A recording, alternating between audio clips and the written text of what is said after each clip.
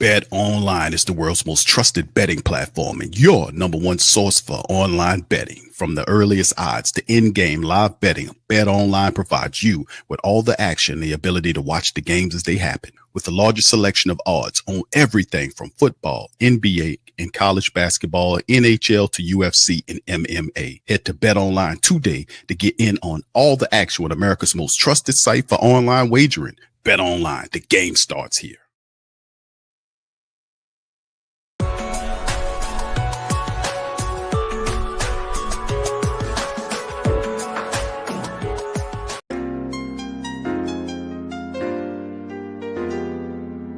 Yeah.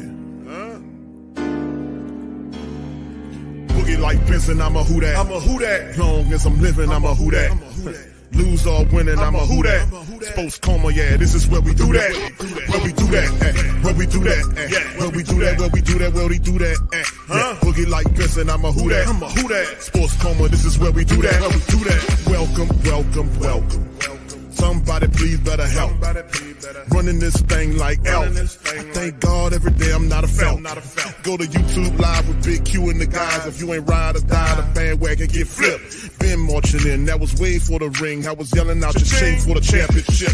Bucking on Tampa, duck down. Falcons, pluck, get shut down. Panthers ain't much touchdown. The vision really belong to us now. So much hate on the Saints, you could probably tell. Ever since Bounty Gate hit the NFL, when things seem fishy and you probably smell the crooked referees or Roger Goodell. Boogie like this and I'm a who that. Every day I'm living, I'm a who that. Lose or winning, I'm a who that. It's the Sports Coma, this is where we do that. Where we do that, where we do that, where we do that, where we do that, where we do that. Boogie like this and I'm a who that. It's the Sports Coma, this is where we do that.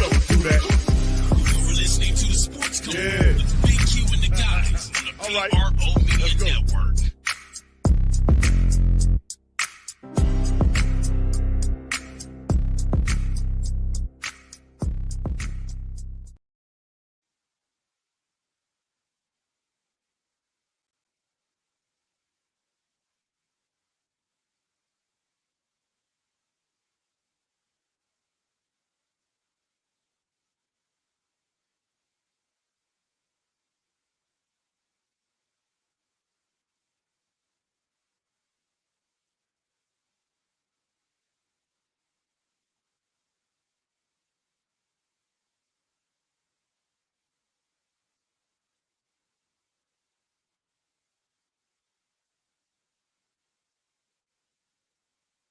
Best of our ability.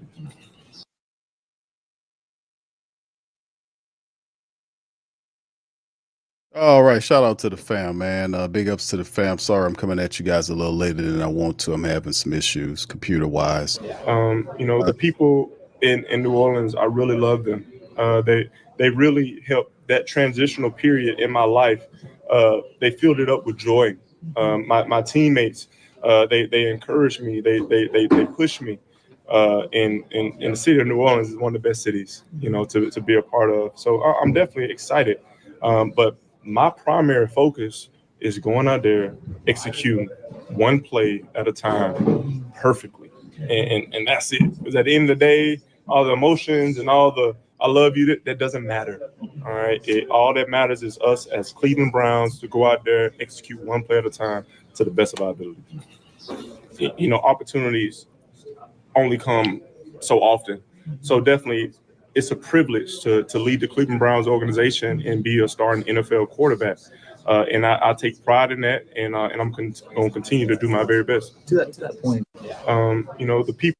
All right. Shout out to the fam. Appreciate y'all for being on the screen, man. Big ups.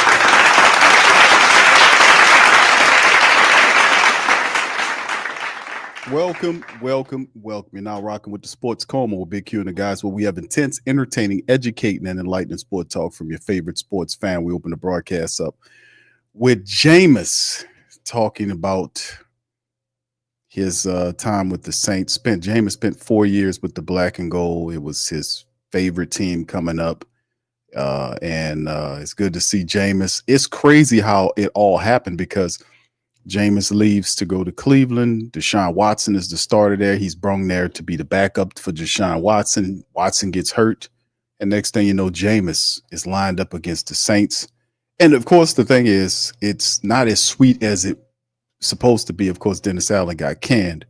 Eventually, their coach, Kevin Stefanski, he's going to get fired too. Down the line, he's on the hook. There's several coaches right now that's going to follow Dennis Allen out of the goddamn door. I promise you that much. But anyway, we're going to cover this. Won't be a terribly long stream today, fam. Like I said, been having a little technical difficulties coming into the broadcast. I'm having issues with my camera, all kind of stuff going on. But, I'm going to get it together. All right, big ups, fam. We're going to do this preview of the Saints going up against them. And this, of course, Saints versus Brown preview. Jameis Winston returns. And it's going to be fun. So big ups to you guys. Appreciate y'all all for being in the live, doing your service by hitting the like button. If you haven't had an opportunity to hit it, hit the like button. Also hit the share button. Share the show on your social media feed. And also please once you get done with that, feel free to kind of vote on what's happening in the chat right now. There's a question: how many points do the Saints score on the Browns? 20 plus versus 14 and 10 or less. So right now, 67% of the who-dats that have been polled so far says that the Saints score 20 plus points on Cleveland. Cleveland's defense is actually pretty good, fam. The Cleveland Browns defense is actually pretty decent now. They're a pretty decent unit. They're middle of the pack in total ranking. They're number 14th against the run. They're number 13th against the pass. So they're actually the better unit of the offense versus the offense defense. The defense is actually the better unit. But anyway, let's jump right into this injury report that we had. Thursday's injury report. 9 Saints players listed on the Thursday injury report. Lucas Patrick, you might as well consider him out, like we were saying about him going back and forth on and off the injury list. And this guy's just had a tough season. Ankle issue, DNP. Don't count on Lucas Patrick's to be back by the time of the game. Pete Werner also having a hand issue that they described as similar to Willie Gay's Jr. hands, which is not good. So Pete Werner might be out of this game. Jamal Williams still suffering from a groin issue. He was DNP. JT Gray was limited with a hip issue. Jordan Howden with the shoulder fully practiced, so that's good. Eric McCoy is on pace to get back into the starting lineup. Kool-Aid McKinstry went from limited to full, dealing with hamstrings over the last couple of weeks. He'll be good to go. That'll help out the Saints secondary. As Alante Taylor took CB1, we'll see Kool-Aid take CB2 and keep it moving. Cedric Wilson Jr. was limited with a shoulder issue, and Nephi Sewell fully practiced from coming back from that knee issue that he had. He had surgery last year. Sewell is a very good special teams player, and he also fortifies the linebacker position. He was a good little undrafted guy for us last year prior to him having that knee issue that took him out for the rest of the season. All right, and that's some of it. Now let's kind of go over to the Cleveland Browns side of things. Not too much shaking on their injury report right now. Joe Batanino, I hope I'm saying that right. He has a pectoral. He's limited. Jordan Hicks, elbow and triceps, fully practiced. Jerry Jeudy, who's their best wide receiver, had a knee issue, but he fully practiced. Dorian Thompson-Robinson, the backup quarterback, is good with right finger. Jedrick Willis, the offensive tackle, fully practiced. He had a knee issue. And Mike Hall, the defensive tackle, was limited. So the Browns not really dealing with a lot of stuff dealing with their injury report versus what the Saints are dealing with. But the reality is, the Saints offensive line gets a key piece back as far as the center goes with Eric McCoy. So hopefully, we know he hadn't played since the Philadelphia game. He's going to be kind of rusty, but it'll be good to see him get back in action, man. Also, Kool-Aid McKinstry, those are really big. Getting Eric McCoy and Kool-Aid McKinstry back are big for the Saints offense and Saints defense, especially since the trade of Marshawn Lattimore, right? Getting Kool-Aid in there as a full-time starter. How about that?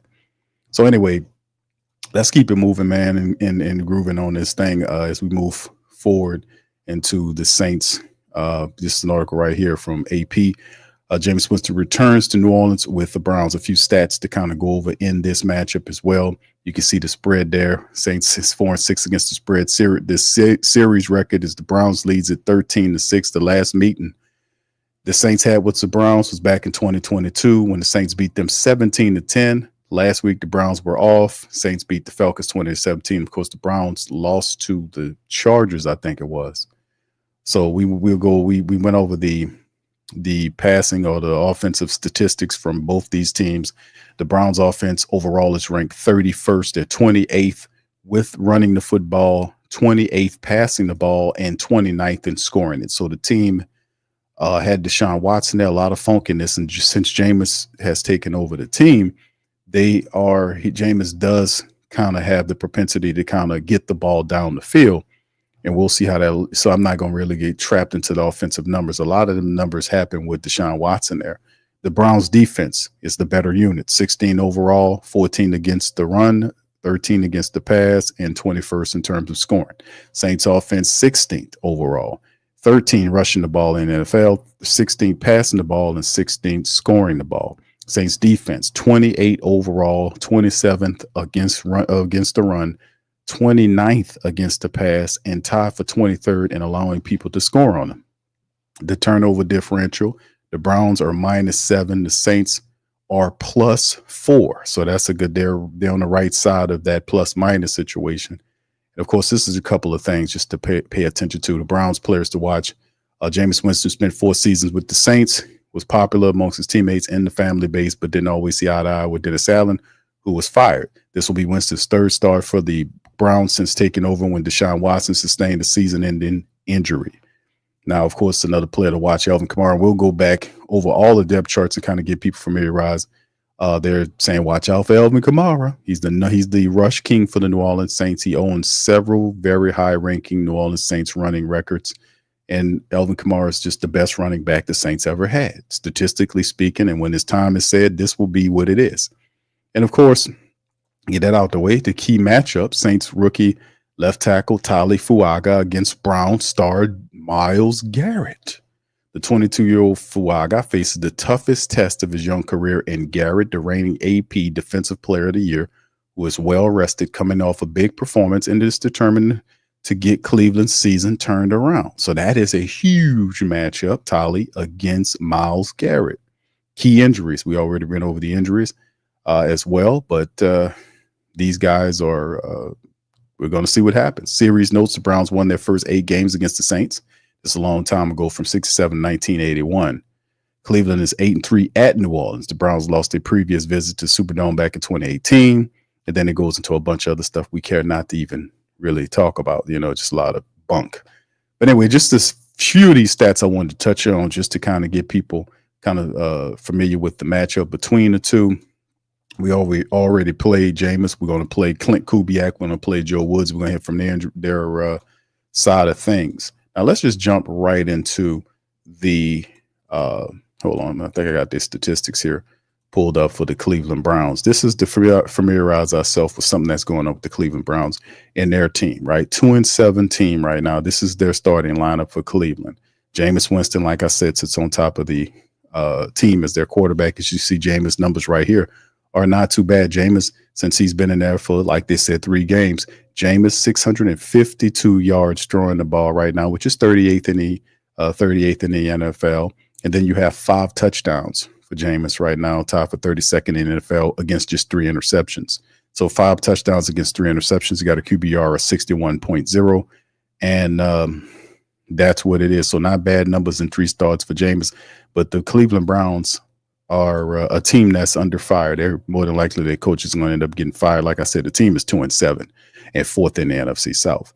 Running backs, Nick Chubb, this dude here is good. He just got back to being healthy. He was out for a long time, but Nick Chubb is one of the better backs in the game. This is a guy that's extremely difficult to run against. He has 42 carries thus far for $113, a touchdown, and averaging just under 3 yards rushing. But like I said, the last couple of years, he's been dealing with a lot of injuries. Last year, 170 yards. He played in only 2 games. This year, he's played in 3 games, 42 carries for $113, under 3 yards. They haven't been able to get him going. But a lot of Cleveland Brown people are talking about this guy. Unless you can see right here, he had 4 consecutive 1,000-yard seasons where he was really turning it up. He's a force running the football and did a lot of positive stuff for him. So Nick Chubb is looking to get going against the Saints. That's one of the things you better watch out for Nick Chubb. He's looking his chops. The top running back for them is this guy, Jerome Ford, who is This guy is a back with good speed and a mixture of speed and power. 52 carries for 269 and a touchdown. This guy averaged over 5 yards a carry. And like I said, Jerome Ford, who is a 5th-round pick out of Cincinnati, is really doing the running duties. So you mix Chubb and Ford together is pretty much what they're going to do with the Saints. Try to run those two guys at them. Jerry Jeudy, this is the top wide receiver for the Cleveland Browns. This is the guy that leads them in catches with 33 catches, 418, and just 1 touchdown. He averages over 13 yards rushing per game, and he's a force. Remember, this guy used to be with the Broncos, and Sean Payton traded Jerry Jeudy to the Browns. So since he's been here, he is definitely leading the team in catches right now. And like I said, his catch average is almost 13 yards per game. Big wide receiver, 6'1", $195. Who is his speedy complement guy, which is Elijah Moore. Elijah Moore is a 4.35 guy. This is a guy that came from Ole Miss. He was a 2nd-round pick this year, matter of fact. And the guy is a blazer. This guy could get it done. He's only averaging 7.5 yards per catch, but 33 catches for 249 for him right now. And he's the guy. He's the speed threat for the Browns. The other guy we talked about and actually scouted this brother here is Cedric Tillman. Many of y'all probably remember Cedric Tillman. Tillman was a wide receiver that came from the University of Tennessee. And remember when we had Cody Burns here, Cody Burns worked with Cedric Tillman. So when the draft happened, we thought, that, hey, man, Cedric Tillman could be a guy that, when the Saints had Cody Burns, they could kind of reach at and maybe pick him up. And last year he went really early. We didn't expect Tillman to go as early as the 3rd round. A lot of people anticipating him going between 4 and 5. But Cleveland's seen the guy. They like this size, 6'3", 215. He's like a 4.54 guy or a 4.53 guy. So speed ain't all that. But Cedric Tillman's one of those guys that's really good. It's not a fast 40 time, but he does have good speed on the field. And he's a big wide receiver that is good at catching the ball, a high point in the ball, making tough physical catches. So that's how we scouted Tillman. And these are some of the wide receivers that you'll see moving forward. So like I said, the Cleveland Browns do have guys, players that hurt the Saints in soft areas that we've been getting hit with for this entire season. Like number 1, Nick Chubb, and I'm gonna bounce back to this and do the breakdown and keys to victories and all this kind of stuff as we move forward. But yes, this is the part of the offense. This is really one of their weapons they have right here is David Njoku.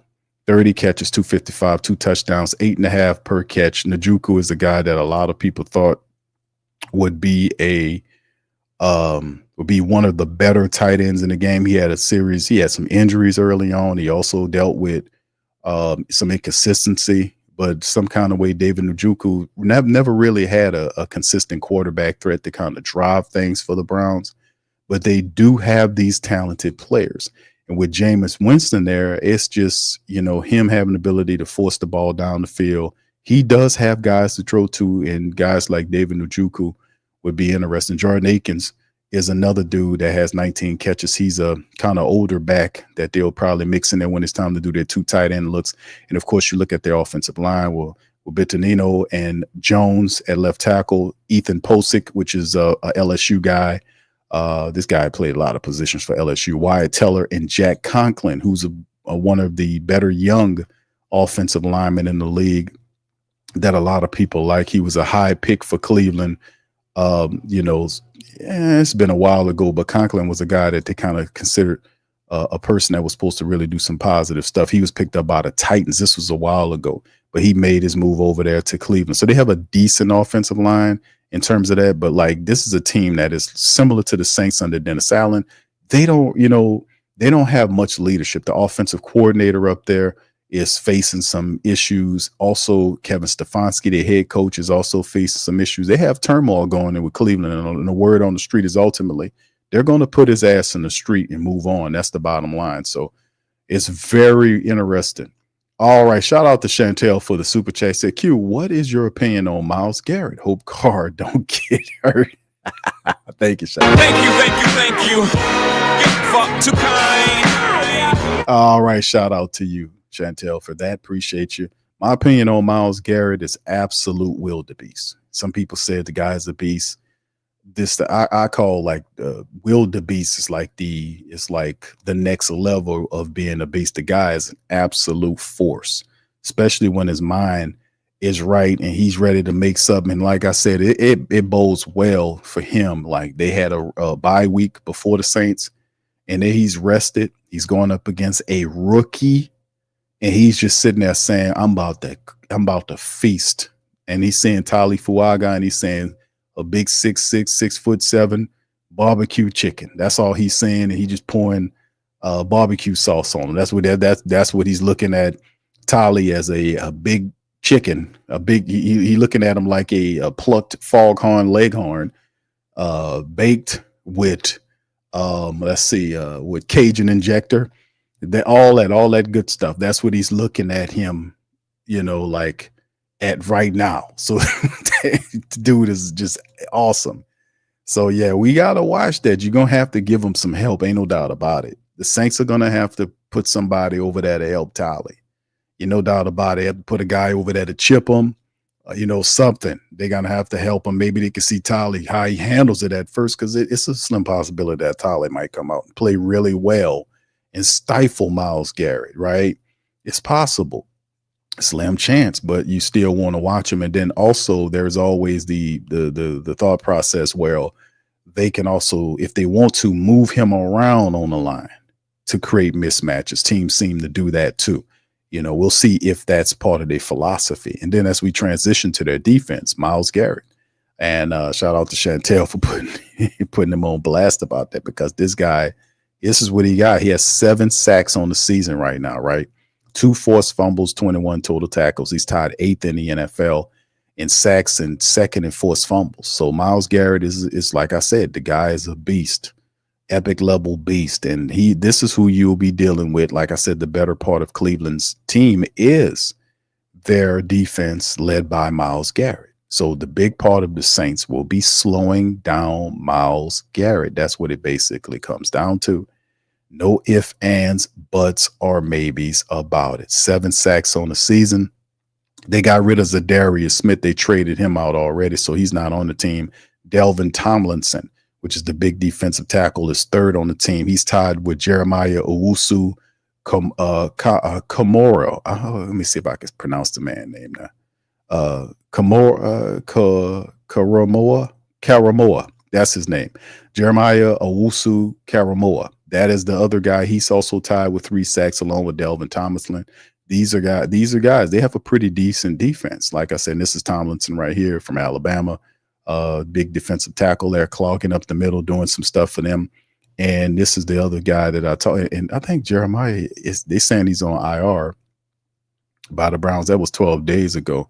He had 3 sacks as well. So yeah, he's on IR. I thought I activated that guy. Now he's on IR. So he was one of the 3 sack guys that they have as well. So anyway, keeping it moving, man. The bottom line is you got to watch out for some of these dudes that the Cleveland Browns do have, man. And man, it's going to be problematic for the Saints if they don't. All right. So anyway, the rest of these guys like Isaiah McGuire, and these are not household names. Shelby Harris, Isaiah McGuire is one of the ends. Winston Reed, Jordan Hicks, and Delvin Bush is another guy that they have as well. This is the kid from Michigan. This is a baller with 24 tackles right here. I think their top tackler for them is Owusu. Yeah, Owusu Karamoa. Yeah, he was one of their top tacklers. Grant Delpit from LSU is the other guy. The team has 1 interception, right now. Delpit is 2nd on the team in tackles. He's like I said, he's an LSU guy for the Cleveland Browns. We got to watch out for this. They got a pretty decent, interesting secondary that's underperforming. Denzel Ward is there. This is another Ohio State guy right here. No interception. They hadn't really, they got 1 interception on the season, and Delpit has it. This is Grant Delpit, man. He was a hell of a player for LSU. I ain't gonna lie, man.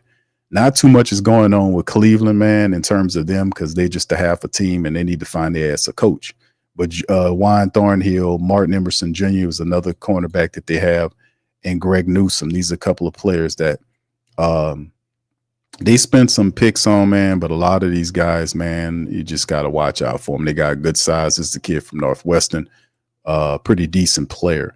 So not a lot of guys that are name breaking players, but the defense, hey, let me tell you something. The defense are the guys you got to watch out for. They also have a former Saint up here outside of Jameis Winston. How about Kaliki Hudson? Y'all remember Kaliki Hudson? They got Kaliki up there playing special teams. He was a guy the Saints picked up as a special teams guy. Old Kaliki Hudson is up there with the Browns, helping them out. So, yeah, this is a few things that these guys have. And also they got Dustin Hopkins. A lot of people don't remember old Dustin Hopkins started with the Saints. He was a kicker that the Saints had back in the day. He started off with the black and gold. And you can see he been going away for it. I'm surprised they ain't show him because he was in I think he was with him in the preseason. And I was like, this kid could kick, man. And the Saints just went in a different direction. But Hopkins is another one of these kickers, man, that we have. So anyway, these are some of their guys right here that we need to watch out for in terms of the defense. Myles Garrett is definitely the guy you have to watch out for. The defense is the better of the units, but do not get fooled by the Cleveland Browns squad. Insofar as the low statistics that the offenses put up with, a lot of that was flawed by Deshaun Watson's inability to move the offense. Deshaun Watson would be out there holding the ball too long, overlooking, just doing shit he wasn't supposed to do. And it's a shame he got hurt again. It's being interesting to see what direction Cleveland goes in because they made that decision to pay him all that money, and it has not been a good situation since they paid Watson. Let's just be honest with you. Since Jameis has been up there to kind of fortify the backup position, him there with Judy Tillman and speed threats like Elijah Moore and Jalen Darden, those guys can really push the field. Pierre Strong Jr. is also a guy that does the kick return duties. He has a degree of speed as well. But yes, Cleveland Browns are going to be amped and motivated to help see if they can get Jameis a win. That's just the bottom line, right? And anyway, and then we'll go to our side of things. And we know that Saints have a ton of talent. Derek Carr is going to have to play, some good football. We need Derek Carr to kind of not, do the stare down thing. Let's just do it this way. We're going to need Derek Carr to kind of get in that play action. We need Clint Kubiak to get Derek Carr into his play action bag using AK-41, not only just using Alvin Kamara, but also we know Jamal Williams more than likely is probably going to be out of this game. I'm really happy for Alvin Kamara, man. I think Alvin's going to get 1,000-yard season, man. It'll be really cool for him he never had 1,000-yard season. He came close like 3 years ago and during the C19 year. And then he went to the club. He wasn't supposed to, and the Saints suspended. He went to the club, got infected, and then came back to the Saints building, made a bunch of guys sick. Then he got suspended for that game. The Saints self-suspended him for the Carolina game. But if he had not done that and he played well, because all of the running back room was out. The running back coach was out. And then that's the game where they use your boy, used to play for the Jets. Y'all put his name in the chat. I forgot his name. But I'm going to test y'all knowledge right quick. Who was the name of the running back that they put in that Carolina game the year when all that stuff I just said about the C19 and Alvin Kamara was there? What's the name of the running back that played in that final Carolina game? Let me see if I can test you guys' knowledge, the Great Saint Think Tank. That's a test for you right quick. Answer that one. All right, so yeah, Alvin is going to catch that 1,000 yards. I'm really happy for him. He never had 1,000-yard rushing in a single season.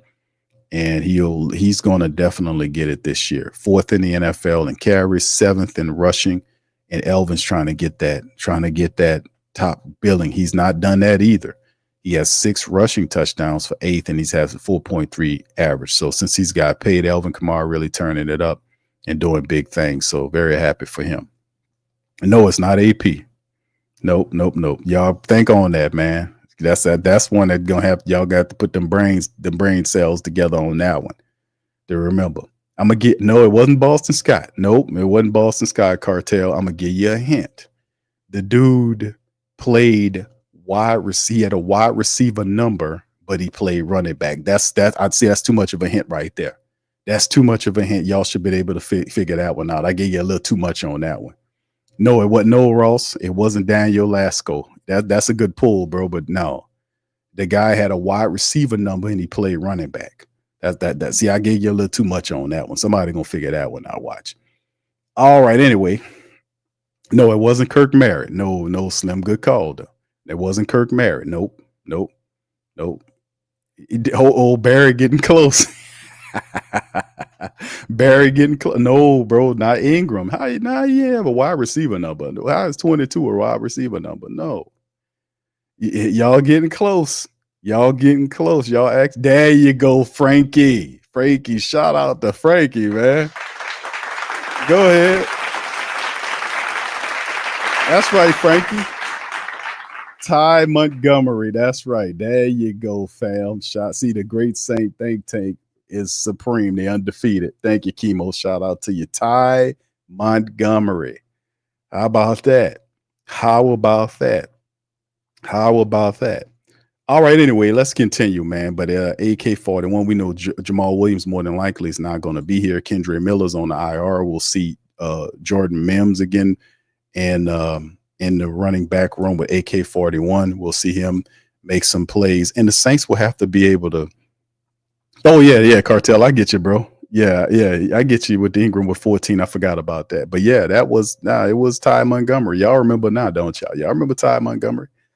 All right, but anyway, this is the thing. Like, we have Jordan Mims there. So the Saints they probably going to do something similar, right? We thinking that going into this game against the Browns, the Saints are probably going to have Elvin and Jordan Mims as running backs, and they'll probably use everybody else. Marquez Valdez-Scantling is the top option in terms of the wide receivers right now. Scantling went the rounds. He did his rounds and all that. He was on K's show. He got 6 catches for $140. He's been here for 3 weeks, 2 touchdowns, 23.3 average. We need to get Scantling more involved in the offense. Cedric Wilson Jr. is supposed to come back in this matchup. As you can see, 11 catches for $122 and a touchdown, 11.1 average. He really has been up and down for Cedric. Look like he's on way to get back. Mason Tipton is a guy, 14 catches for 99 yards. Mason really not doing it, kind of struggling in his offensive year. They don't often look at him. Jermaine Jackson's mostly a guy they'll be using in the punt return and kick return game. So you're going to be struggling wide receiver, not struggling wide receiver wise, but you need some help there. So the Saints will do themselves a good service if they can get a guy like Taysom Hill involved. And Taysom Hill has 10 catches for 100 yards. He doesn't have do y'all know that Taysom Hill, I don't know if y'all know, because I was looking at this shit earlier today, and I was like, man, looking at Taysom stats. Taysom has 10 catches on the year for only 100 yards. Like, what? But he's averaging 10 yards every time he catches the ball. So it's a first down every time he catches the ball, but he's been in and out of the lineup so much so that you're like, damn. He's been here's the information, right? He's been thrown at 14 times. He's caught 10 out of 14 for what I just said. Like every time he catches the ball, it's a first down. Why don't we use him at wide receiver? Let's take Taysom Hill and put him at the wide receiver. If you look at what we got going on wide receiver wise, you can see that we need a spark there, right? So perhaps that could be something we can use because we got plenty of tight ends if we need to. We got Juwan Johnson, 22 catches, 247, averaging 11 yards per catch. That's not bad for Juwan Johnson. Foster Moreau doing his thing. Dallin Hawker will probably be activated. Prentice, Fuaga Battle, and Myles Garrett, Nick Saldiveri. You will see McCoy in there because Patrick will be out with Ruiz and Penning. So Nick Saldiveri getting extra hot game reps to develop because he's a guy they have a high opinion on. Nick Saldiveri. Nick Saldiveri is basically going through his rookie year because last year he was hurt the whole damn year, and Saldiveri is a 4th round draft pick. So the Saints won't value for Nick Saldiveri. They see him as a future guy at the left guard position. He was starting, actually, if you remember, fam, when the season started in the training camp, Nick Saldiveri was healthy, and he was actually going into training camp as the starter. He was starting at the guard spot. Then he got hurt. He went down with some kind of calf issue that sidelined him for a long time. And that's how a guy like Lucas Patrick stepped in there and took that left guard position because he was actually slated to start. Now that he's healthy again, they're looking at him at the left guard position and they're seeing that, hey, man, could he be the fill-in person that we thinking about along with the rest of these guys? So he's a cheaper option there, but he has to perform. But Lucas Patrick is out. Shane Lemieux will be in there. Ali Udo, Landon Young. I'm not really big on those guys, but our starters it's starting to look, our offensive line starting to solidify there, and it's good to see McCoy get back. Of course, he's going to be rusty, but having him there, having him back is good. Then the defense, of course, we'll have Chase Young. Carl Granderson is one of the better ones. Carl 3.5 sacks on the season, 1 forced fumble. Carl Granderson doing his thing. Chase Young on the other side trying to cut loose. But the thing is also about Chase Young, he has 3 sacks. So 6.5 between both of those guys, which is very interesting because Chase Young is healthy. Chase Young has played the bulk of the season. A lot of people was like, man, Chase Young can't stay healthy, but he's doing a good job. He's playing really well. The Saints are mixing him in there pretty good with Cam Jordan and making sure he's all right. And Cam got his first sack last week, and I don't remember Cam got his first sack. Fam, he did the little sack dance where he puts his one hand below the other one and does a little climbing thing. Cam ain't do that so long. I forgot he did that, fam. I was like, damn, I forgot the sack dance Cam does when he does the hand underneath and then a hand over the top and then the sack thing where he climbs his hands. You know what I'm saying? He hadn't done it in so long. I forgot about the shit. That's how bad. That's how I was like, yeah, I forgot he used to do that. He had 1 sack on the season. Of course, interiorly speaking, guys like Nate Shepard, I've been calling for, and Shepard is a better run stuffer than Brian Bresee, but that's a first-round draft pick defensive tackle. At some point, you're going to have to get him in there. You spent the first-round draft pick on Brian Bresee. He can't be a role player. At some times, he's going to probably have to be in there to play alongside of Colin Saunders, and you might have to move Shepard to the bench. At some point, you're going to have to do it. It ain't like your defensive line is really doing anything. We just got ran on for $181, so you might want to shake it up a bit. They got John Ridgway there, who they traded for. Young guy, 6'5", 320. This dude is a massive force. But you got guys like that. Christian Boyd's also another guy the Saints picked up who's 6'2", 320. Hadn't seen him get there since Ridgway got here. Ridgway has kind of climbed past and moved past Christian Boyd. So he got to shake and move. Peyton Turner has 2 sacks on the season for somebody. And he got 8 solo tackles, 2 sacks, 2 forced fumbles for Peyton Turner. How about Peyton Turner got a couple of them? How about Foskey the Snowman? 3 tackles, no sacks. And he really doesn't play a lot of special teams, so I ain't going to harp on that. But, of course, we know Pete Werner will be out this game dealing with that wrist, with that hand issue. And we'll more than likely see Demario Davis, Willie Gay, DeMarco Jackson, Anthony Orji will be that. Nephi Sewell. Don't be surprised if the Saints activate him to help out. And then the young secondary for the black and gold, having Alante Taylor, Kool-Aid McKinstry, Hugo Amadi is better than Shamar Jean-Charles. I don't know how he feels about putting Rico Payton in there, but I would basically say, I would be pushing to put Rico Payton in there. I like Rico Payton. It's an undrafted guy who really showed out. And you got Shamar Jean-Charles, who just the guy just gets toasted, man. This is like, the spirits of Toy Cook and Alex Molden and Mike McKenzie sometimes just inhabit the body of Shamar Jean-Charles at times. And it leads to burntment, an old word I used to use on the Sports Coma. I'm going to have to bring it back when it talks about Shamar Jean-Charles and his ability to be toasted, or, some of the spirits of guys like, what's your boy name, man? PJ.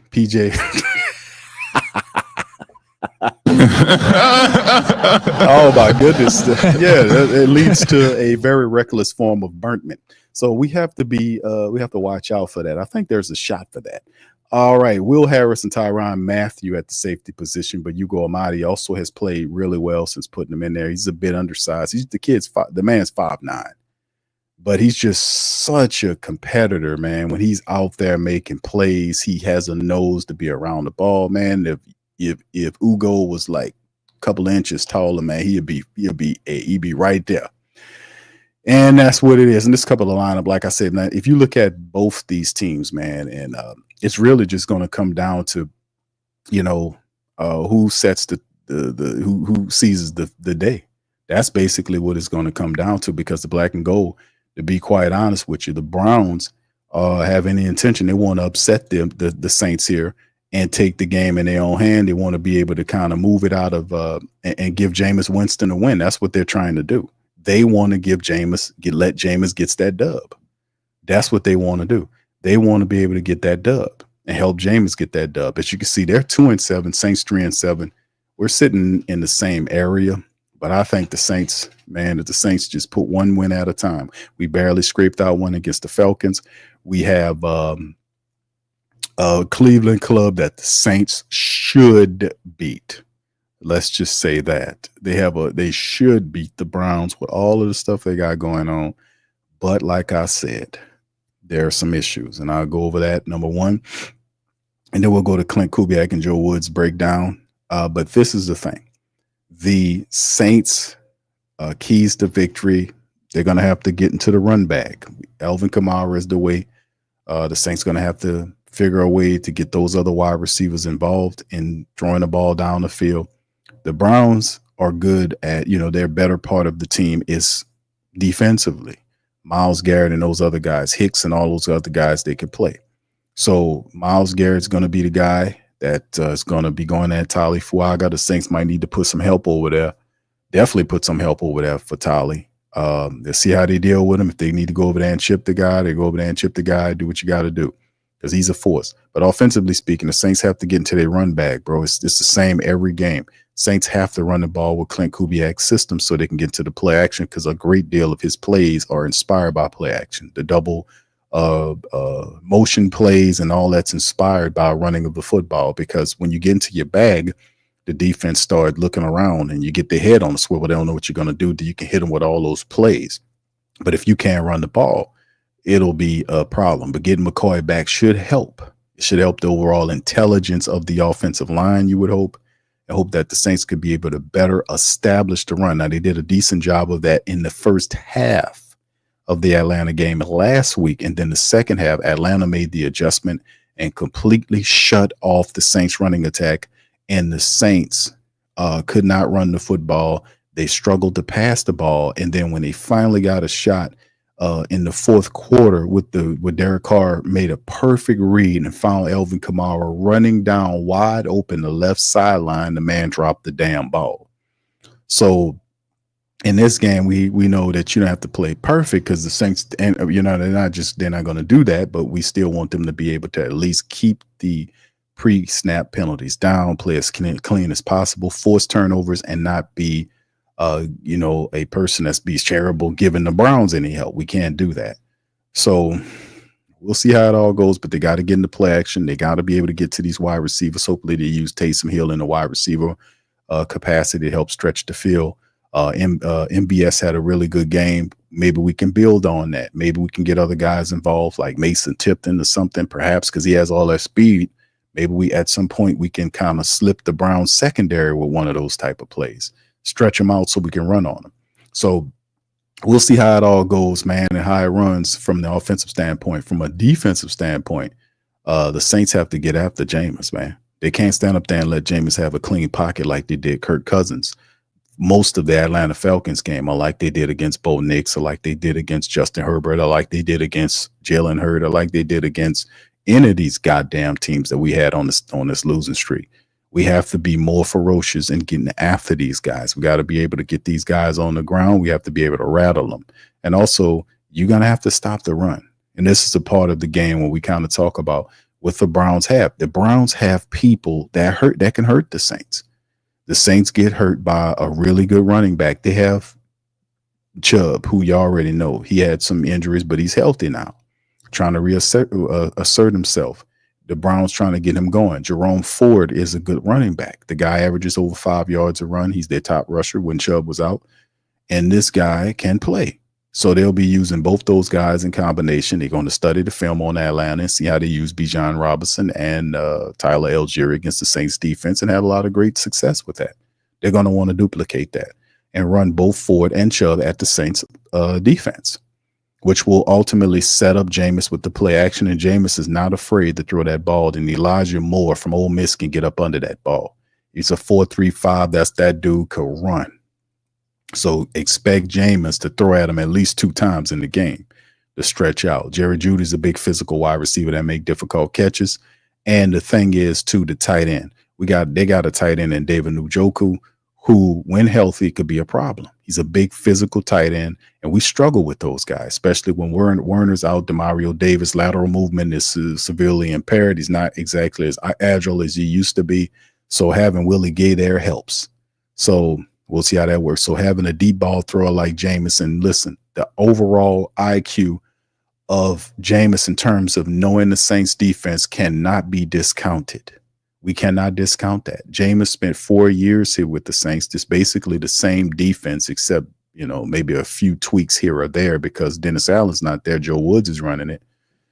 But it's not that radically different where Jameis is not going to recognize it. So that's a big point to kind of think about.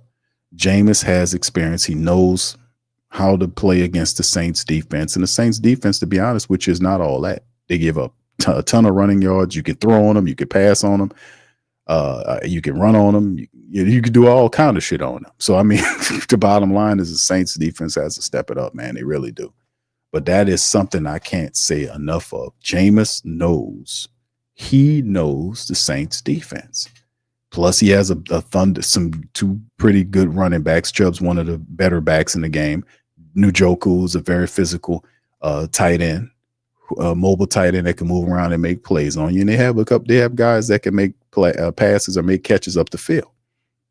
So, yeah, they're not going to come in here and lay down. They're going to try to establish that run and get in that play action, and Jameis going to throw the hell out that ball.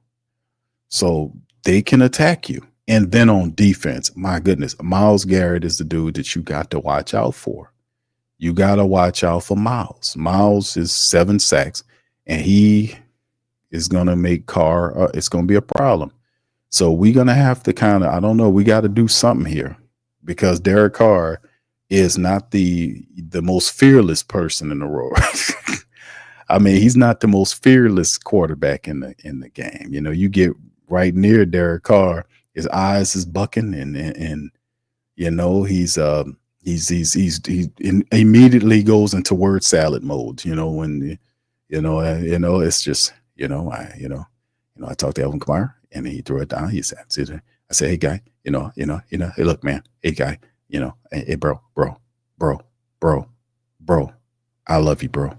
You caught the ball, yeah. And listen, I'm just gonna listen, I love you, bro. I love everybody. God bless you guys. I don't know why Mike Thomas doesn't like me. Yeah, he said, I said, look, I went over there. I said, I bought him an ice cream cone, and I bought him an ice cream cone and took it to him. He looked at it. He looked at the ice cream cone. And threw it on the ground. I was like, dude, what the hell, man? Why you threw it on the ground? You know what he said? Didn't have any sprinkles on it. So I went back, got the sprinkles, turned around. He was gone. I was like, and that's just, everybody loves me. I don't know why he likes me. I think it's because I didn't put sprinkles on his ice cream cone. That's just, everybody, yeah. So, I mean, you got to watch out for that, man. Myles Garrett gets within 4 or 5 feet of Derek Carr. He automatically gets the eye bucking. And then after he starts bucking eyes, he just goes into immediate word salad mode. So, I mean, yes. So you have to be careful of not tripping that device where it will send him in immediate word salad mode. But word salad mode is activated automatically after the game is over with. So the eye bucking commences during game, and then post game word salad mode jumps in automatically. So we have to be able to watch out for that and just prepare to keep Carr out of the long grasp of Myles Garrett, because Myles Garrett is coming to town. Let me tell you something, man. It's gonna be tough. You got to watch out for that guy. That's one of the best pass rushers, if not the best pass rusher in the NFL. So you got to know where that guy is at all times. He's disruptive and he's a big problem. So anyway, outside of that, like I said, man, they got some playmakers on the defense, not a superstar level as Myles Garrett, but some very competent hitters out there for the Browns. And that's the better, team out of everything else. But that's a part of it too, man. That's some of the breakdown. So the Saints have to neutralize the turnovers, get turnovers. And the Saints offense has to score touchdowns, fam. That's the bottom line. We have to be able to, when we get into the red zone, the Saints have to score touchdowns. They're going to have to get touchdowns and not stupid field goals, and at some point we're going to have to turn it up. Like we had that one solid quarter in the Falcon game. Like we thought we had flipped the switch and all we did was burned out after that quarter. So I'm like, Saints need to study that entire second quarter, man. Just study that quarter and see if you can emulate that. And it was just a different energy there. Carr was able to find these people, do some stuff like that. And that's why I said, if you want immediate success with Derek Carr, you must go into play action mode. Keep him in the play action mode. He'll kill the adversaries. He'll kill these opponents. He'll kill them. If you get him in play action mode, he's probably one of the better quarterbacks to do it. I ain't say he's some top level or top 10 quarterback, but he's very good once you get him into play action mode. It's a different quarterback. It's the best version you could hope for. And trying to iron out all the wrinkles of an 11-year veteran is too much going on there. You got to get him into play action mode as soon as you can. Run the football, establish the run, and get him into play action mode. He will destroy the Browns if you can get him into play action mode. That's the bottom line. That's the bottom line. You have to get Carr in play action mode. You got to get him to play action. That's how he hit MVS. We set up the run for the pass with MVS. That has to happen. And Clint Kubiak has to make that a focus of the offense. You got to be able to hit a couple of those deep balls to MVS or Mason Tipton or Taysom Hill or Elvin Kamara. We got to get the ball to him, stretch out Cleveland's defense, man, so that he can have room to run underneath. So that's what it comes down to. Basically almost the same thing, fam. So big ups to y'all. Appreciate y'all being in the stream. Sorry I'm not on camera, fam. I guess it's like an old podcast right now. My camera's not functioning today. I don't know what the hell going on. That's why I was a little late today. Shout out to Chantel. She says, Q, I'm not sure if it's true, but there's talk that Cleveland is in talks about getting Michael Thomas. I wouldn't be surprised by that. Because this is right around the time where Michael Thomas would probably end up being signed. It's midway through the season. This is pretty much what a lot of people prophesied early in the season, like because of his injuries, like early in during training camp or preseason. Word on the street was Michael Thomas still wasn't 100%. Now they're saying a lot of people believe that he is 100%. So I would not be surprised by that. I would not be surprised that Mike will be the guy because Jameis is there. So that wouldn't be a bad bet for Michael Thomas to end up with the Browns. I wouldn't be upset about that. If he's 100% healthy and he has Jameis out there with him, why not? Eventually at some point you will probably want to see him. So that wouldn't be a bad bet because I don't think he's ready to retire. Michael Thomas still wants to play. But thank you. Appreciate you for that. Thank you. You're fuck too kind. Thank you. Appreciate you. All right. Michael says, can you see Garrett line up over Selderberry? I could see Cleveland moving that guy around. Why would they? Why would they not, bro? You know what I mean? Because it's all about mismatches, man. I could see Cleveland moving him around to create mismatches. Like if you got Tyler Fuaga there and them moving around, you could see that happening. Can you see him lining up over Selderberry? Either way, man, I don't see. You don't have like any your tackles. You Penning on the right side, Tolly on the left side, Nick Selderberry on the left side, Cesar Ruiz on the right side, McCoy just getting back. I'm just gonna be honest with you. I like our young guys. I give them a pass because they don't have a lot of playing experience. Like Trevor Penning had 6 games worth of playing experience, like in real game action prior to him starting this season over 2 years. So the Saints kind of robbed him of those 2 years and he really getting this is really like a full year. This is like when you take a tackle in the draft, you're supposed to get him in there and get him playing. And the Saints just simply didn't do that. They like wasted away his rookie year. He played at the last game against Carolina or something. Then they bring him back the next year and put him at left tackle. And I was like, no, don't do it. And they did it. And it was a disaster. And now he's there. And I said, fam, he'll do a lot better at the right tackle position. Didn't I say that? And he's doing better at the right tackle position. The left tackle position Man, listen, it take a certain mindset to play the left tackle position. That's the blind side of the quarterback. Now, we've heard from John Benton, we heard Dennis Allen said this during the season, that the tackle position is interchangeable. And Dennis Allen said that, and I'm like, man, this dude, that's coming from a defensive coach. So I'm just going to let that go. But we all know that the tackle positions are not interchangeable, that your best tackle plays the blind side. Now, you have your right tackle, best tackle is right tackle, your quarterback is probably left-handed because his blind side would be the right tackle. But if he's a right-handed quarterback, his blind side will be his left side, his left tackle. So you have your better tackle guarding the blind side of the quarterback. Why? Because you have a quarterback that's incredibly antsy and he's gun shy. So if you get anywhere close to him, he's going to get a little nervous. You know what I'm saying? And that's why it's always good to have your best tackle playing the blind side of the quarterback, because the quarterback can't see back there. He can look to the right side because he's facing that side if he's right-handed and see if any pressure coming from that side, and he can prepare as he need to. But if that left side, he can't see anything over there unless he looks over there.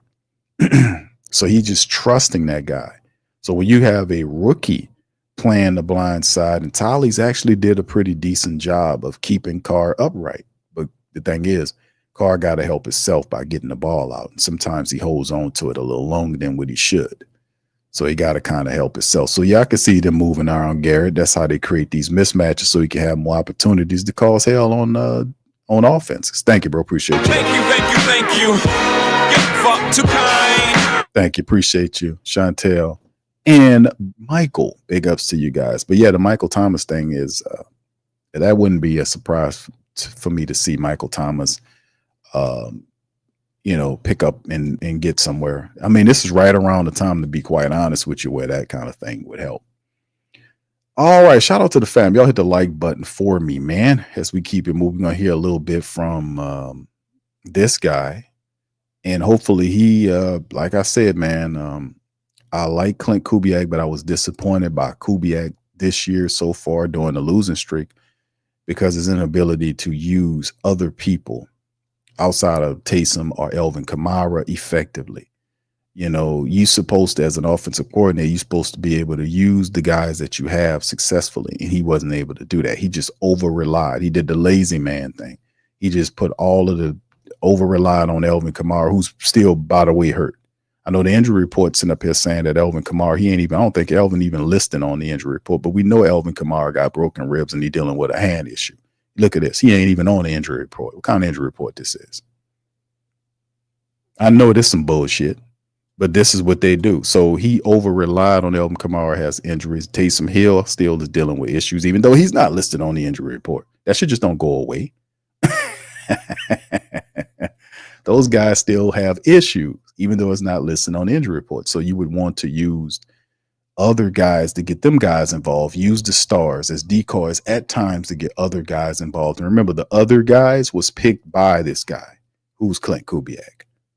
All those other guys, I did not pick them. He picked them, so he should know how to use them because he picked them, right? Check. Anyway, let's hear from him. This is about 5 minutes. Kevin Austin's practice week last week, or kind of a shot at Russ. And what did you see from the game? Yeah, I think you watch him going back to training camp. He had a really good training camp, and he's been working his tail off, in the shadows and waiting for an opportunity. He made the most of it. Thought he did a good job in the game. What does that mean when you say work? Like, what is he doing on the practice squad that you can maybe identify as like, okay, he's definitely. When he's running cards for the defense, he's winning his one-on-one matchups. He's staying locked into our offense meetings, even though he's not active on those game days prior, and just being a professional. Finally getting to Mark Rose, getting on the field and seeing him get that over-the-top element back there. How much did you think that really opened the offense back up to what it was the first 2 years? Yeah, that was big time to have him step up like that. Made some really good plays for us. Really blocked well in the running game. A guy that wasn't here very long, a couple of weeks, and integrated himself with the guys and worked slowly to get into the lineup and made the most of an opportunity.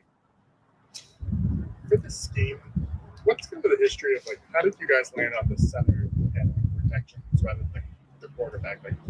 was something your dad did, or was that like something he learned? Like, how'd you guys kind of arrive at that?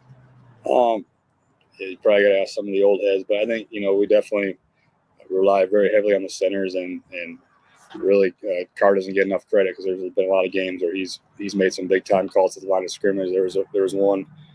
There's a third down in the last game that he did a great job at the line of scrimmage. So both those guys are involved in it. But as far as going back, I think it's probably a longer story.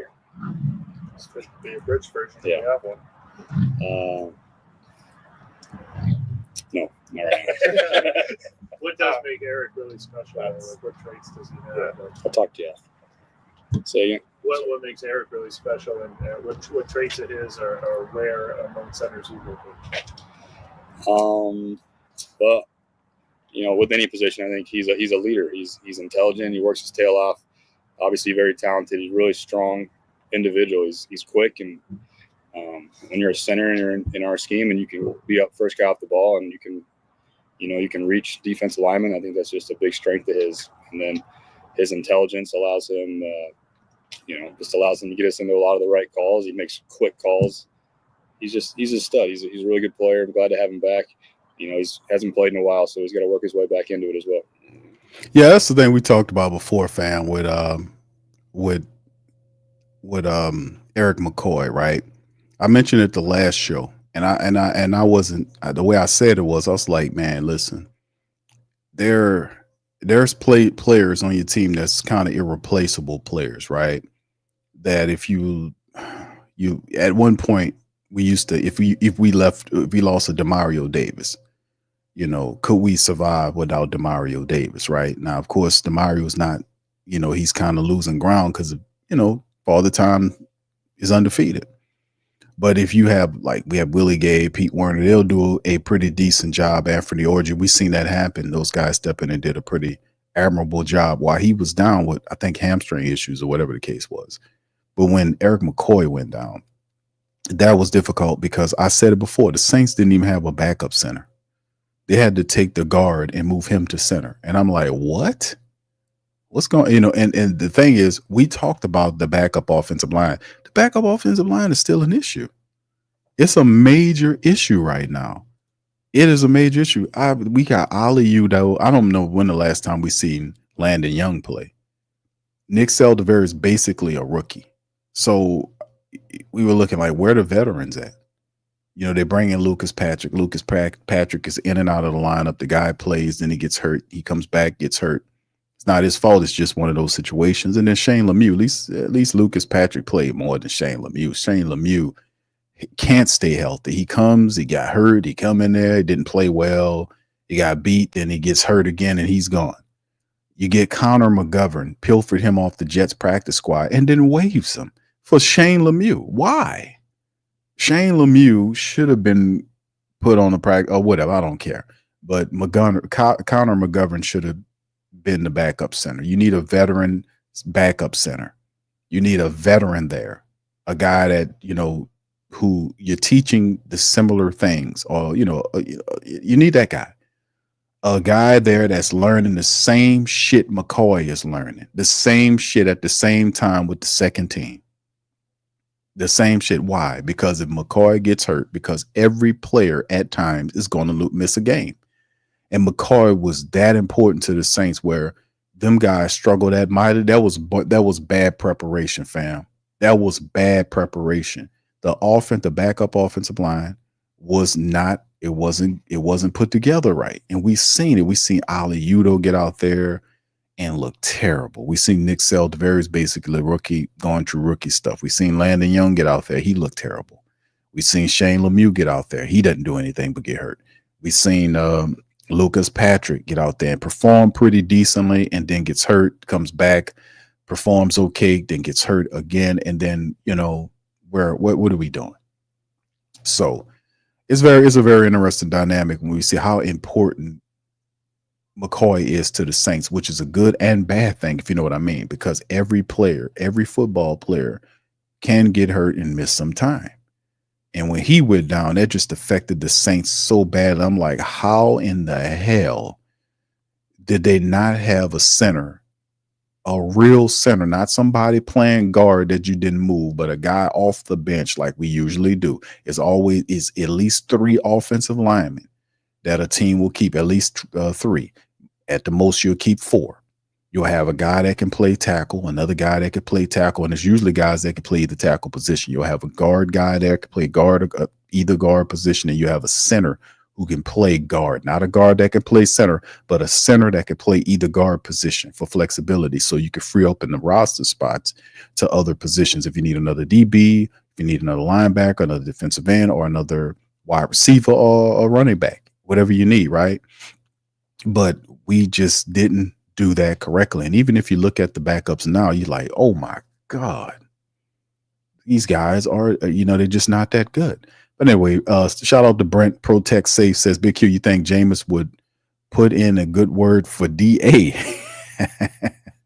to maybe get on with the Browns? I don't know about that, brother. Thank you for that, man. Thank you. Fuck too kind. I don't think so, bro. Come on now, dog. Come on, man. All right. Shout out to you, Brett, man. Thank you for that, man. Appreciate you. I don't think DA can call Jameis for nothing the way he treated him out here. Dennis Allen is going to keep the next stop for him is Sean Payton, just like Carmichael did. It's not hard to tell, fam. He's going to go wherever Sean Payton goes. It's just what they do. That's just what these satellite guys do. They're not a real planet of their own. They just get caught up in the larger body's gravity, gets trapped in, and they're just happy to float right around. And wherever he goes, they're going to follow him there. It's just what it is.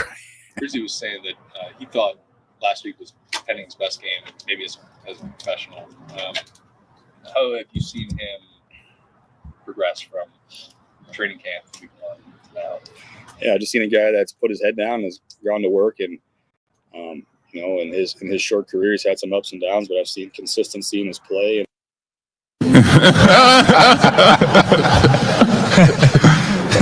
Jack says, Q, they don't have a backup center because, hey, hold on. Let me ask you. This is a Mickey comment, Jack. This comment deserves a Mickey response. Oh, hold on now. Man, hold on. I'll tell you something. Listen, Jack says, I'm going to read this. Jack says, Q, they didn't have a backup center because you're not qualified to understand why. You got to look past the results. Hold on now, Jack. You said shit wrong. God damn it. You just not look past the results. Just look beyond the results. If you're going to quote me, you get the shit right. Hold on now. Hold on. That's what I said. I said, look beyond the results. I didn't say look past them. So you guys, you want to say some shit. You don't know what you're talking about. Hold on now. The answers are, yes, the answers are just, the answers are in the building. That's we remember all of that garbage, man. And they asked them, wait, hold on, why are we struggling? The answers are in the building. Well, what's the answer? I can't tell you. Anybody want to know who said that? Put who said that in the building, man. Put what I just said. Who was the author of those words? Who said the answers are in the building? I want y'all to see.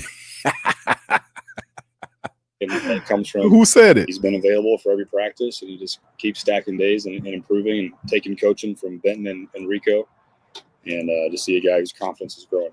The confidence was like a big part of the story with him this offseason. Ken, have you seen that grow? Like with as he's kind of stacked the performances and the days and stuff? Yeah, no, I have. I've seen it grow, and I've seen just seen that whole group. There's been a lot of guys in and out of the lineup, and he's been between him and Tally. Those guys have been some stalwarts for us throughout the season, and but there's a lot of confidence in that. You get more snaps in the game, and you execute, and your confidence will grow. So, I think there's still a lot of room to grow, and Trevor is going to work his tail off to get to where he wants to get. So we've been happy with his performance thus far. All right, I'm gonna cut it right there. What Clint Kubiak is, that's a part of it. Like Trevor Penning, man, was a big point of contention early in the year. Our young offensive line was, to be honest with you, but Trevor Penning's been the guy that's been there. Everybody else has lost some time due to injury, but Trevor Penning is there. And, at times he does play high. At times he is a bit grabby, but you cannot deny his run blocking prowess. I mean, he is a force run blocking, and he has the athletic meanness. He got athletic ability and meanness to play the position. He just needs more reps to improve. He eventually will be a very solid right tackle for you. And I've said this. I was like, fam, a lot of people didn't like it. It was like, Q, the guy's a bust. I'm like, no, bro. They did Trevor Penning wrong. I've said that from the last couple of years. When they drafted him, they put him at the wrong spot. I said, don't do it. They did it anyway. Oh, he'll be fine. And I said, well, why aren't they moving Ryan Ramczak's ass over there? They paying him all this money. Usually and traditionally, when you have a right-handed quarterback, the highest paid tackle is the blind side tackle. Why isn't he over there? And they would not move him over there. They let Trevor Penning twist and burn there. And I was saying it the whole time. They bet not do it. You bet not do it. You bet not do it. You bet. And people ask me how I knew. I knew because that's not how. That's football. That's football fundamental. You don't do that. You put your veteran, your high-paid veteran over there. But at the time, they didn't tell you that Penning was having all of these issues with his knee. And they kept him at right tackle to protect him from being exposed. And all it did was tore up your young offensive lineman's confidence for a guy that probably ain't going to make it back. So it was bad decision-making. It's Dennis Allen. What else could it be? That's why he can't keep a job as a head coach. He got fired when he was with Oakland. He got fired with the Saints. He should have got fired last year. We had competent leadership. But in the end, a lot of this is football fundamental. And when you adhere to football fundamental, you usually have success. A great deal of the time you have success. And you are absolutely right, sir. That was Derek Carr. That said that, L-Dub. Shout out to you. You get a round of applause. Shout out to L-Dub. L-Dub nailed. He said, wasn't it Carl who said that last year? That's right. When he was making up all that bullshit. See, people forget all that. And that is a part of why people kind of have it, because he was sitting up there. Well, where was his religion then? See, it pops up when it's convenient to pop up. You're not supposed to do that. It's not supposed to be a shirt you put on when it's right. You know what I'm saying? And I'm feeling good today. Let me put my religious shirt on right quick. You know what I'm saying? Oh, no, you're supposed to have that on all the time. That's how it's supposed to go. I thought that's how it's supposed to go, But when you're sitting up there lying, literally lying, we got the answers in the building. And we said, and Jeff Duncan knew he was lying and says he was the one that asked him, well, what are the answers? Well, we can't tell you. It's in the building. And then the next game they go out and lose. So, I mean, it was just more to say. We remember all that. That's why he gets a tough rap. It's among other things, but you can't talk your way out of it here. You can't talk. I don't know if he was doing that out there, but you can't here. You just can't do it. David Griffin's learning the hard way, the VP of the Pelicans. We don't like a lot of that talking. It's just how it is down here. And down here in the New Orleans area, in the diehards, I'm just keeping it real. We're not about all that talking. Like, if you're going to do your job, do your damn job. But we're not about all that talking, especially when you're losing. Stop talking and go train, do some shit. But anyway, yeah, you're absolutely right, man. Anyway, we're going to jump on to the next interview for Mr. Woods right here. Man, I seen Joe Woods last week, man. Joe Woods, man. Joe was walking kind of bad, man.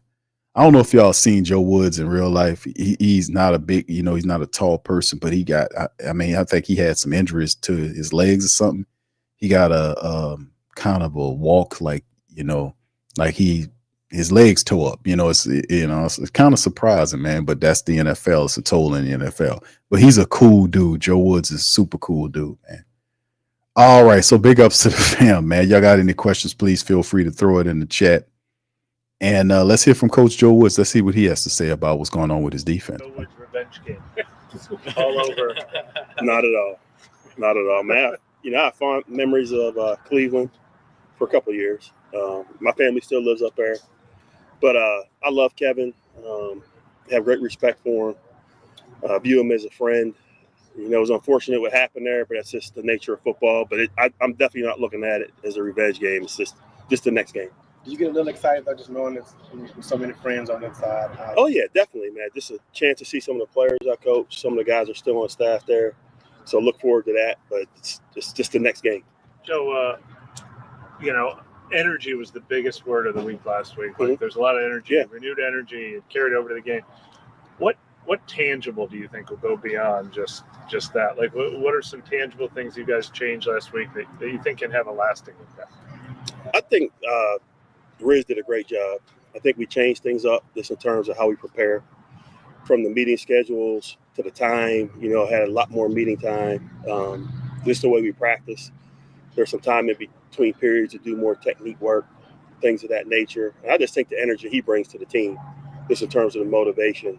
But I think that whole schedule, some things he changed about the times we meet, I think it all just worked in favor of the players. And they felt more energized, they looked more energized, and it showed in the fourth quarter of the game.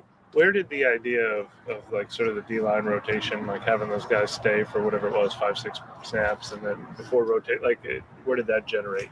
Yeah, I'm not sure. I don't pay any attention to that. Yeah. I mean, they're always in the rotation. I don't know if it's been any different. But that's the biggest thing is we always want to rotate our defensive line, so that way we're, you know, fresh in the fourth quarter. And we had a couple big plays by our D-line that really helped us. And was there anything that you can point to for, you know, 3 sacks, obviously forced an interception, anything that brought that back to the defense? I just think guys doing their job. Yeah. And I say we just tried to streamline some of the things. We want those guys to feel confident and play fast. And I think the biggest thing was the energy. I know Double D called all the guys up, because we've gone, and I told you guys, you know, we've been in the lead or it's been a 1-score game going into the fourth quarter. And the whole difference in all those games is we made 2 or 3 plays that we didn't make in the other games, or our record would be flipped. So we just happened to make it, and I was thinking credit to the guys. How do you feel like you did in your first play college for the first time, such a Cleveland? Yeah, how was that? It was good, man. You want to get into that groove early on, so you're always a little bit nervous, just kind of what you want to call and what they're going to do. But after a while, man, I just felt like I settled in, got a feel for what was going on with them, to feel what was going on for us, and really tried to adjust the calls throughout the game. What kind of grade would y'all give Coach Woods, man, on his call? Because that's a good point by, I think that's Brother Rod asked him a question. What do you guys think? Let me ask you guys. What grade would you give Joe Woods as he called that game against the Falcons as a defensive coordinator? What grade would you give Coach Woods? That's a very interesting thing. He hadn't did that since Cleveland. And he's been here for now, a couple of years now? Very interesting. What grade from an A to D scale, what kind of grade would you give Coach Woods for his call against the Falcons?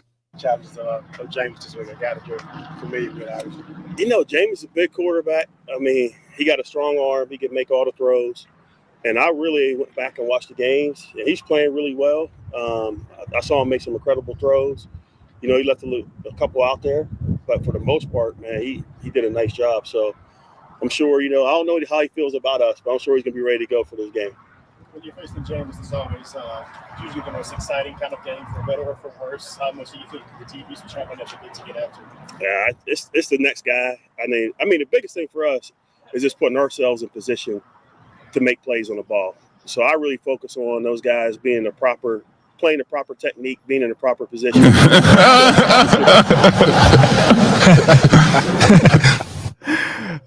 Desi, shout out to Desi. What's happening, baby? She says, it was all right, but I'd rather move forward without this entire crew. He ain't lying.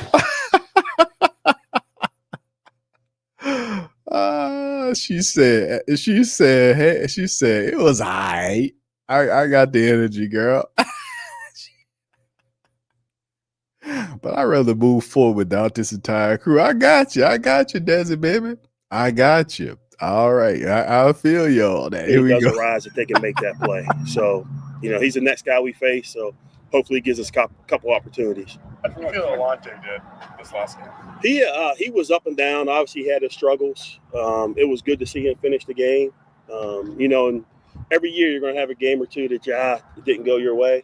But I think the growth from him was on the sideline. How he dealt with the issues. We talked him through.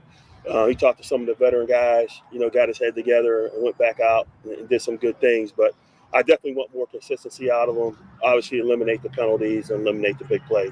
How do you notice that difference on the sideline? Is it he's just not yelling as much, or not as animated? What does he do differently that you notice that guy's Yeah, it's just like if you're upset, somebody's going to know. So it's just one of the things And the thing is, you got to, playing football, you got to let it go.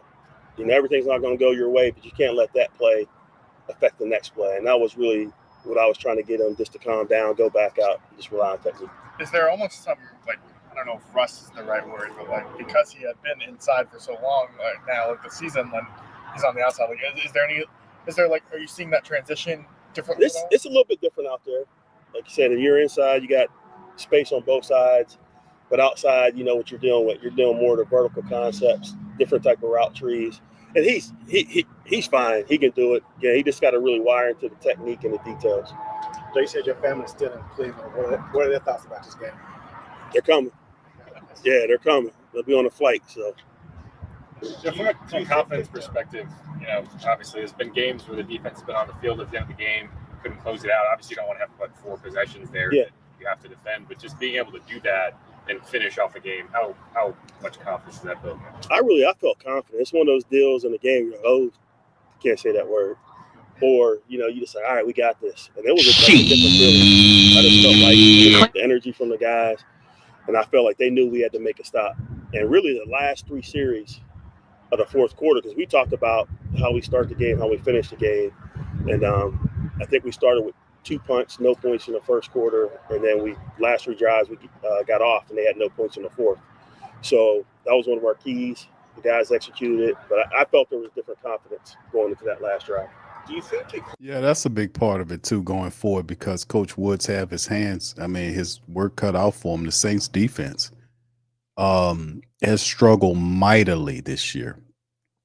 And it's to a level where I have to admit, fam, that I was not expecting the level of struggle that they were going to do.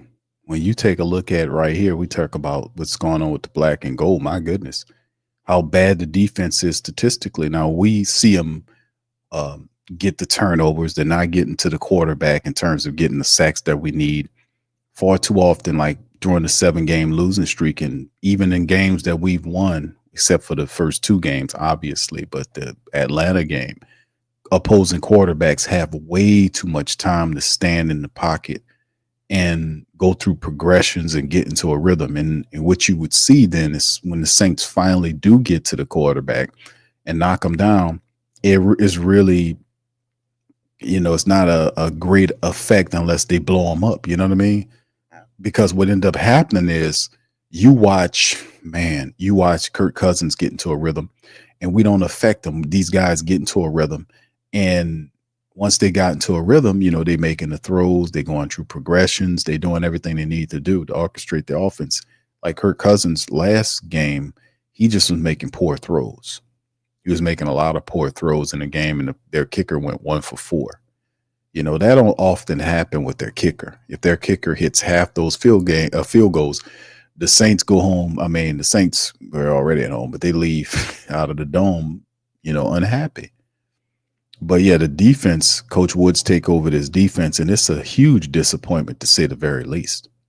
Huge disappointment, because a lot of people believed coming into the season that if anything, the Saints defense would be the thing that leads the team. That's what I was told. Like, Q, it's going to be the defense, not going to be the offense. And it is the offense in terms of statistics. The Saints offense are basically middle of the pack. They're 16th in total offense. They're 13th running the ball. They're 16th throwing the ball. Saints offense. Saints defense is the exact opposite. They're bottom 3. They're bottom 5 in all major statistical categories in terms of defense and total defense. 28th against the rush, 27. They're allowing 141 rushing yards per game against them. That's 28th in the NFL, 27th giving up a 245 yards per game. That's 29th in the NFL. So the Saints defense, statistically, over the last many games, the last 10 games have been a disaster. So Coach Wood has got to find a way to get these guys together and make them stop. That's why Cleveland feel like they got a lot going on and beyond. And to be honest with you, fam, if this could be Kevin Stefanski's last game, I would not be surprised that if he loses to the Saints, that that next Monday that you will get a report from Ian Rappaport or Adam Schefter saying, breaking news, the Cleveland Browns have fired their coach Kevin Stefanski and have named, because the offensive coordinator is under fire too. So if they fire him, they probably end up firing the OC too. But yeah, man, 2-7, they lose this one. He could be on the street by Monday. And plus the thing is too, Jameis Winston comes to town. We talked about all of the stuff. It's also the spiritual component that Jameis wants to beat the Saints. So we'll see how that all works together as well. But yeah, they're not very good defensively. The Saints, man, the offense has to get up off the snide, right? And plus, we'll see, man. We'll see what's going on, man. We'll see. All right, Urban says if Cam Jordan is one of the guys getting sacked, that shows how bad the pass rush is. Yeah, it surprised me, man, because I seen, when Cam got that sack last week, he did the sack thing, and like I said, man, I was like, it was so weird because I hadn't seen Cam Jordan do that before. I haven't seen him do a sack dance in a long time. And he has one sack. And we're in week 10. And I was like, what's the over and under on Cam? Does he at least, how many sacks does Cam Jordan get this year? How many does Carl Granderson get? He's like at 3. Chase Young's at 3. Like at 10 weeks in, I'm like, man, I thought, with 10 weeks in, 10 games, I'm thinking Granderson got like 5 sacks, 4 or 5 sacks. He got 3.5. Chase has 3. So, you look at that. But yeah, man, they got quite the stuff to deal with, man, to be honest with you. And like I said, man, we're going to see how it all plays out, man, because at the end of the day, it is what it is when Jameis comes to town, man. So let me play Jameis right here one more time for the family members. My team, the people in New Orleans, I really love them. They really helped that transitional period in my life. They filled it up with joy. My teammates, they encourage me. They push me. And the city of New Orleans is one of the best cities, to be a part of. So I'm definitely excited. But my primary focus is going out there, executing one play at a time perfectly. And that's it. Because at the end of the day, all the emotions and all the I love you, that doesn't matter. All right. All that matters is us as Cleveland Browns to go out there, execute one play at a time to the best of our ability. Opportunities only come so often. So definitely it's a privilege to lead the Cleveland Browns organization and be a starting NFL quarterback. And I take pride in that, and I'm going to continue to do my very best. To that point. All right, Jameis dropping the game, man. That's what his thoughts were, as he will appear on Sunday in the Dome for the first time to take on his former team, the Saints, which is going to be a big story. That's a big narrative that they're going to be spreading through the entire game, that Jameis is back and Jameis wants revenge, and most of the revenge will be on Dennis Allen, but Dennis Allen's already been fired and canned. So there's no need to worry about that, Cretan. But anyway, but shout out to the fan. Appreciate y'all for being in the stream, man. I'm getting ready to cut out on that. Just wanted to kind of come at you guys on the third stream. Really, this is a stream that I really wanted to do Friday, but my Friday is going to be very busy. So just coming at you guys today. Please feel free to hit the like button, hit the subscribe button. Also, please feel free to share the show on social media feed. We up in this thing. And we'll see about tomorrow, fam. If we'll stream for tomorrow, I got a busy day for tomorrow on Friday, obviously. The Pelican post-game report, live scoreboard, all that stuff will be going on tomorrow. Pelicans play. But we'll see. But anyway, y'all hit the notification bell as well, man. Listen, for the poll question, over 100 people voted at the poll. Shout out to you guys. How many points do the Saints score on the Browns? 58% says 20+ points will be scored, 20 or more against the Browns. 58%, 31% of the who that said 14 points, 10 or 11% says 10 or less. So there you go. We appreciate you guys for chiming in. So a lot of people thank the Saints, and we did the poll yesterday where we kind of asked the family members who was going to win the game. A great deal. 70% of the pollers picked the Saints to beat the Browns. And like I said, the Browns are 2-7, man. So they got, but those teams are dangerous because they don't have nothing to play for, nothing to fear. They can throw everything at you. Like I said, if they Browns lose this game, they're probably going to fire Stefanski on Monday because he will be 2-8. Yeah, so he probably coaching for his job, man. So it's going to be an interesting matchup, man. As well as the Saints, man. They're trying to coach for a future as well, man. We'll see how it all fares, man. But anyway, with that being said, man, I'm going to get out on that. I appreciate y'all for giving me some time, spend some time with me on this episode. Please feel free to check out our sponsors, Mint Mobile, Teach Henley for men's care products. Mint Mobile, if you're trying to save money on your cell phone service, man. Listen, man, look at that phone bill. See if you can save some money, man. It's about that time of the year, man. We're trying to save some money, trying to get in line for the holidays, man. You got Thanksgiving coming up. After that, you got Xmas coming up, Christmas coming up, that kind of thing. So if you're looking to save some money so you can put it on the gifts for them chillins or that significant other, look at Mint Mobile. It can save you some money. Teach Henley for those circumstances where you about to get to being around all these people. You want to make sure you stepping fresh, brothers. You want to make sure you're good. Get that Teach Henley, man. Get your skin right, and that'll definitely get the latest. Looking at you, gonna get chose with the Teach Henley. And then, of course, bet online, man. If you can't make money with the Saints, then make money on the goddamn Saints because they do it to you. Check them out, man. All those links, these are all our phenomenal sponsors. They're all located in the description section below. Hit the link, check them out, man. Plus, it helps out the platform, right? But anyway, with that being said, we're going to cut out on that. I appreciate you guys. And always is nothing but love for you, for all that you do. Shout out to the Patreon champions, the YouTube membership family, for all the great support you guys do. Much love to you guys. As always, thank you. So with that being said, I'm going to get out on that. We'll see about tomorrow, man. It's kind of busy, but if not, maybe, we'll see about a Saturday stream. Could pop up on Saturday. Might surprise your ass. Anyway, with that said, I'm out. Much love. Appreciate y'all. Who that to you? I'm out. Peace. Yeah.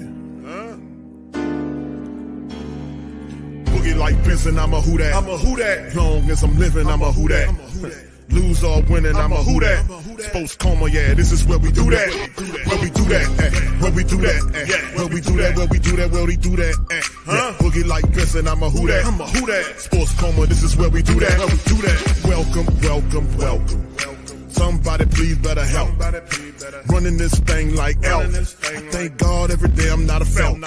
Go to YouTube Live with Big Q and the guys. If you ain't ride or die, the bandwagon get flipped. Been marching in, that was way for the ring. I was yelling out your shame for the championship. Bucking on town, duck down. Falcons, pluck, get shut down. Panthers ain't much touchdown. The vision really belong to us now. So much hate on the Saints, you could probably tell. Ever since Bounty Gate hit the NFL, when things seem fishy and you probably smell the crooked referees on Roger Goodell. Yeah, probably like this and I'm a who that. Every day I'm living, I'm a who that. Lose or winning, I'm a who that. It's the Sports Coma, this is where we do that. Where we do that, where we do that, where we do that, where we do that, where we do that. Boogie like this and I'm a who that. It's the Sports Coma, this is where we do that. You're listening to the Sports Coma with Big Q and the guys on the PRO Media Network.